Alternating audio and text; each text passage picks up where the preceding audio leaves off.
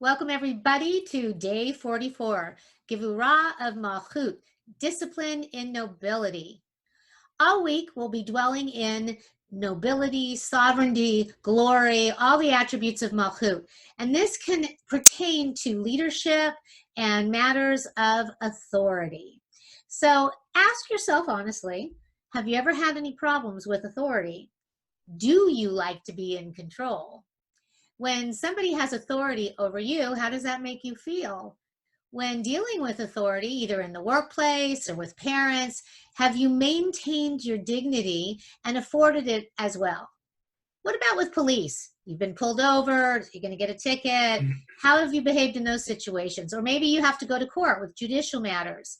When dealing with authority that challenges, intimidates, or pushes our buttons, we can get into some dangerous power plays that rob us of our Malchut. To have Gevurah in Malchut, there needs to be cautious discipline on both sides, strength, and effective justice. Unfortunately, this is not always the case. During this time of the pandemic, struggles with authority abound.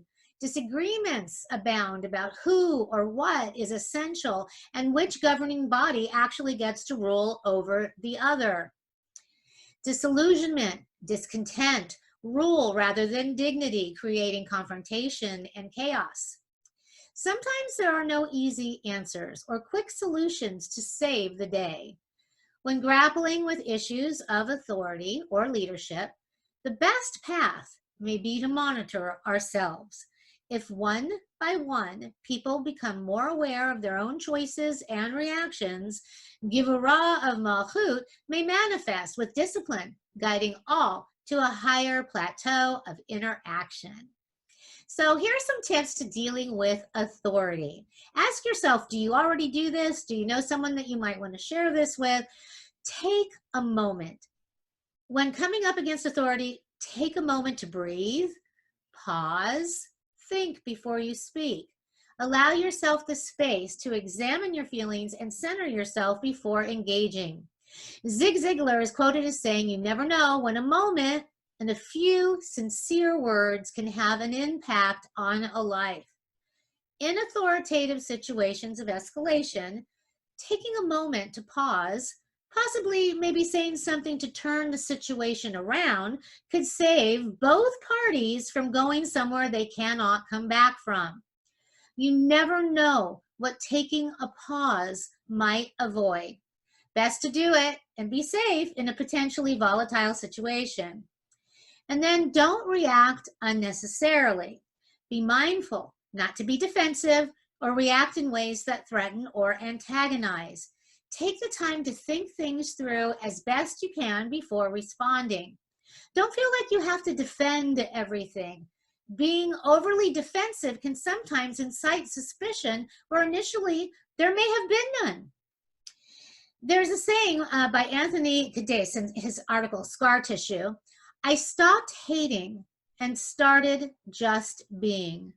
My whole life, I had been the most defensive person you'd meet, unable to tolerate any criticism.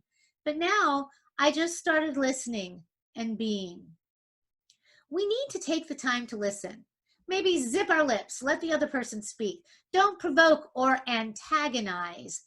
We need to let ourselves be right there in the moment and not be defensive. Just allow the conversation to continue.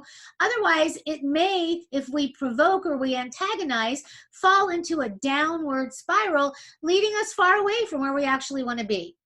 We need to strive for justice and balance, staying strong, maintaining dignity, and then maybe the other will as well.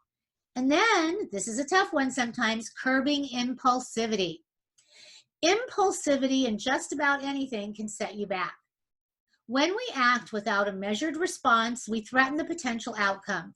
We weaken our position and lose our opportunity for strength of conviction, purpose, and a dignified point of view. Viktor Frankl once said, "Between stimulus and response, there is a space. In that space is our power to choose our response. In our response lies our growth and our freedom." To be truly free and live in a state of nobility and strength, Taking the time to think or act can sometimes benefit more than just jumping in recklessly. And then we want to be accommodating, be willing to listen, and to maybe modify our behavior if necessary to neutralize the situation. Martha Stewart once said, "I never stop making sure that what I say is the best of what could be said about a particular thing. It is a constant evolution." For example, if I planted a tree one way yesterday and somebody tells me of a better way to plant a tree, I think, they're right, that's better. Then I change my way to accommodate the new way of planting trees. Well, we may not be planting trees, but it's a good metaphor. We are trying to foster good relations with others founded in discipline and in dignity. Sometimes we need to be open to a different point of view, especially when dealing with leaders or authority. We don't have to be accommodating to the point that we actually lose ourselves in the process. We should, however, be open to the possibility that they may be where they are because they've earned it and may actually know a little bit more. We might have something to gain. In negative situations, however, this may not hold true, and then you might have to accommodate just a little bit to shift their point of view. And that means sometimes giving up our need to be right. If two parties are embroiled in a face-off, someone may need to back down so that the situation doesn't escalate out of control. So when you take a breath, when you take a look at what's going on, when you evaluate where you are, where the other person is, that's when you have to make these decisions. And it's good when you're looking at everything to check your physical demeanor. Watch your body language. Be sure you are holding yourself and addressing the other with respect. Refrain from posturing or any type of aggressive positioning.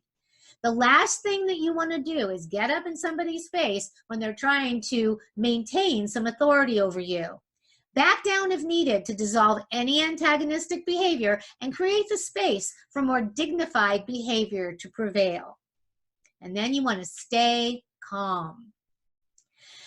Param Mahansa Yoganananda, is quoted as saying, "Remain calm, serene, always in command of yourself.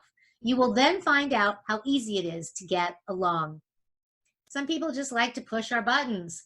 Have you ever experienced anybody like this? The best response is to just stay calm. It will be so much easier to get along.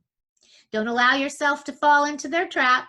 Do not give your power away. Remaining calm can enable you to get the upper hand in order to right the situation, put it in the right direction, and steer it toward a more disciplined path. If you are calm and retain your dignity, you will be coming from a place of strength, which is Gevurah of Malchut. Your relationships will benefit, and when dealing with authority, you might just get the upper hand toward neutralizing confrontational situations and coming out on top. So tune in tomorrow for Tiferet of Malchut as we explore beauty and compassion. See you then.